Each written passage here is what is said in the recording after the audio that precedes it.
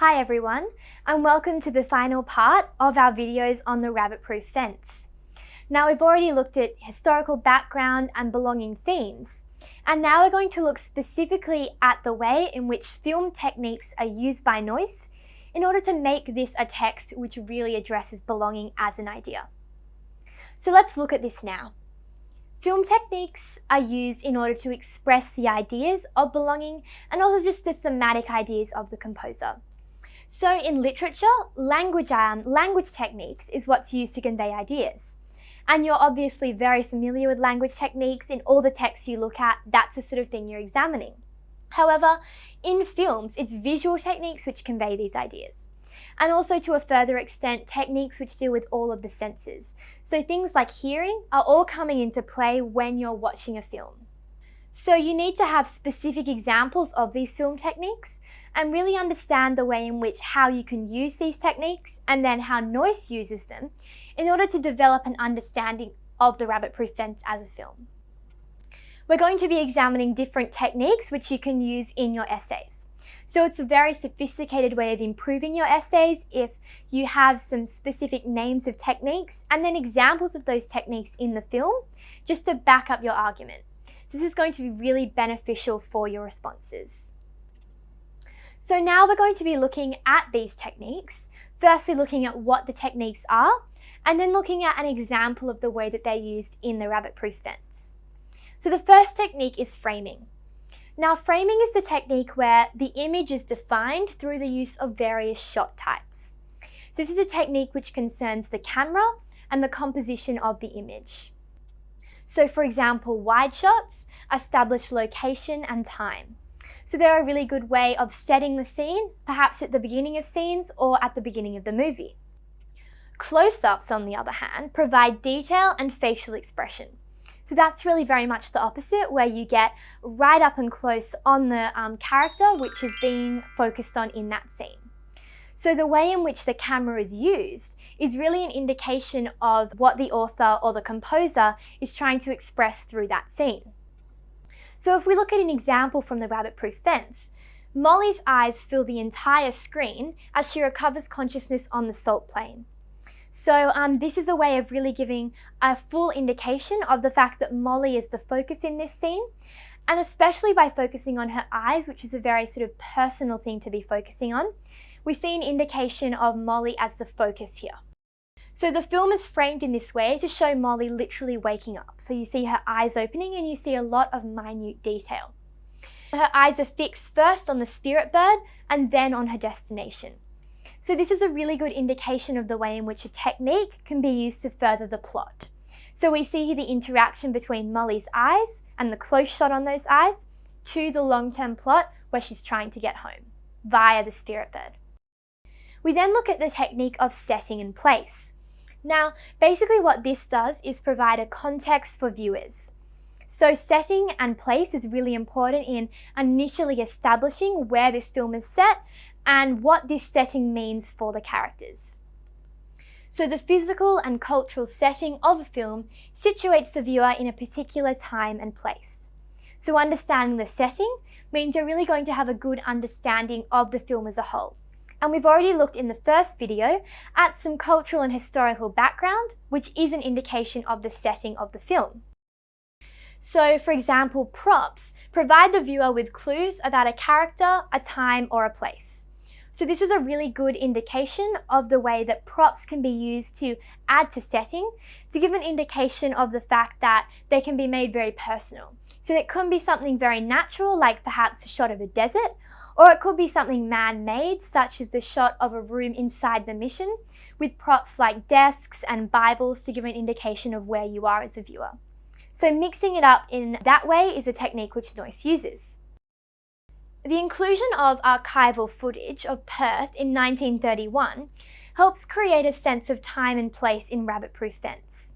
So here you're using this archival footage to give you a direct insight into the time and place of your setting.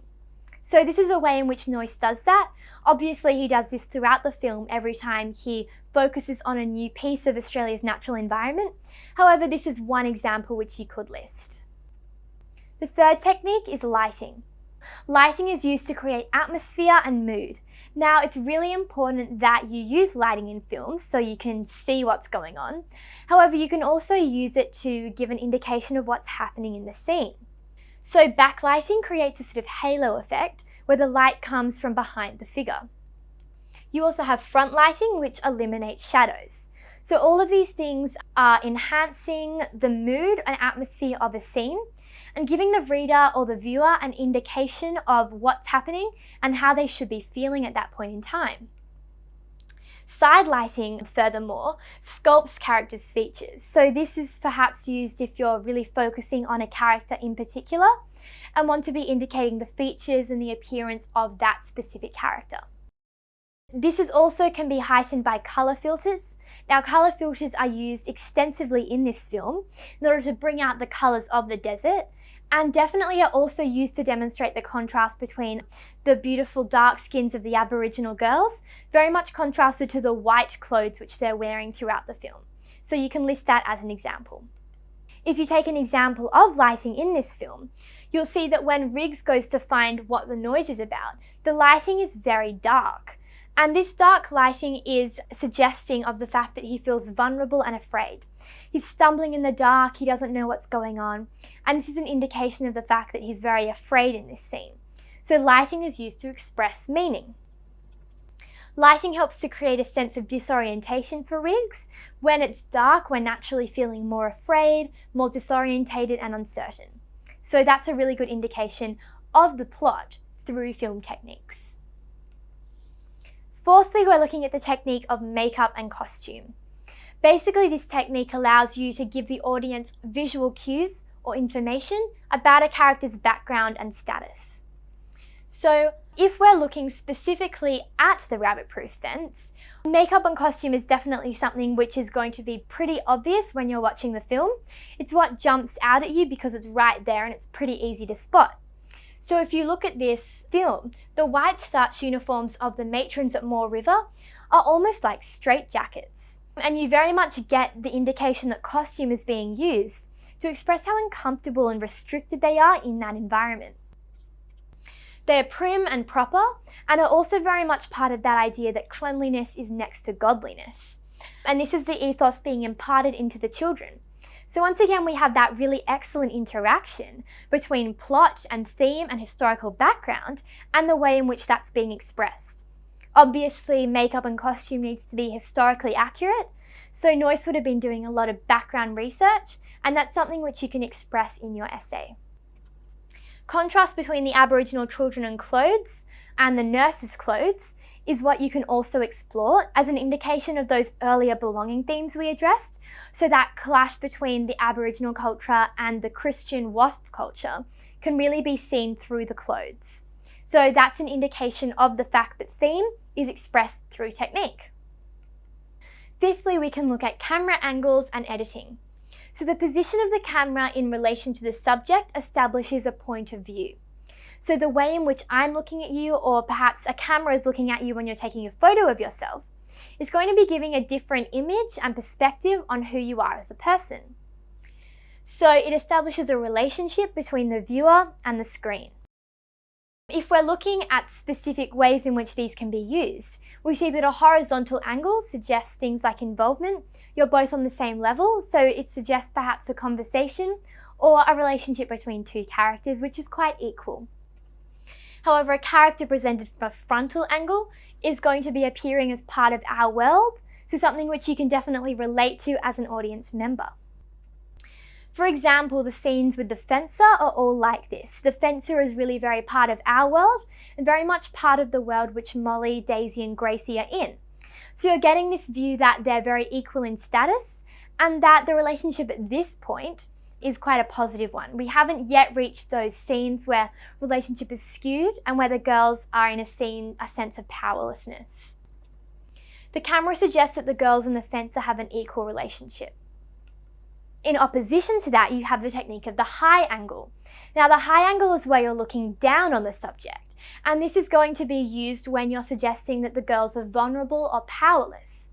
And this is a technique which you'll especially notice is being used in The Mission, basically where the girls are being looked down upon and patronised as Aboriginal girls. The low angle, however, is a shot which is suggestive of the girls being strong and powerful.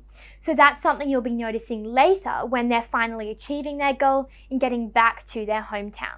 So this variety of camera angles is really giving you an indication of the different status of the girls at different stages in the film. For example, Constable Riggs is filmed sitting on his horse, and the camera at that point is very much low on the ground, looking up at him.